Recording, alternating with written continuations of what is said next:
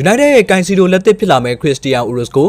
အားလုံးပဲမင်္ဂလာပါ United Principal Facebook ပင်နဲ့ YouTube Channel လေးကနေအားလုံးကိုပြန်လည်ကြိုဆိုလိုက်ပါတယ် United တို့ကတော့လက်ရှိကွင်းလန်ကစားသမားတွေထဲမှာအကောင်းဆုံးလို့ပြောလို့ရတဲ့ကန်စီလိုလက်သစ်ကိုရရှိလိုက်ပြီလို့ပြောရတော့မှာပါဟုတ်ပါတယ်အဲ့ဒါကတော့အသက်18နှစ်အရွယ်ကိုလံဘီယာခြေဆိုင် Fortaleza CIF ပထမအသင်းမှာကစားနေတဲ့ခရစ္စတီယန်ဥရုစ်ကိုကမနေ့ကပဲ United နဲ့စာချုပ်သဘောတူညီမှုလက်မှတ်ရေးထိုးဖို့ Old Trafford ကိုရောက်ရှိလာခဲ့တာပါ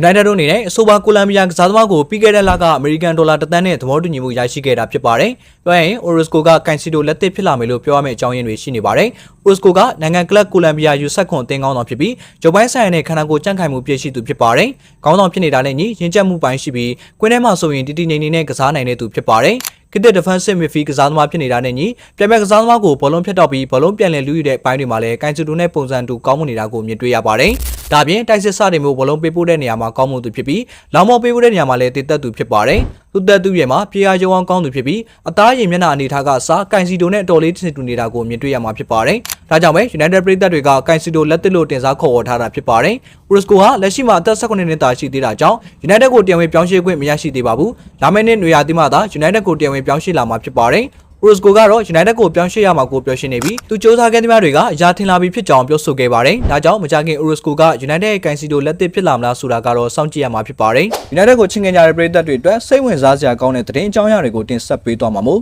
United Principal Facebook Page နဲ့ YouTube Channel လေးကို Like and Subscribe လုပ်ပေးသွားခဲ့ကြပါဦးခင်ဗျာ။ YouTube ပေးခဲ့တာကျေးဇူးတင်ပါတယ်။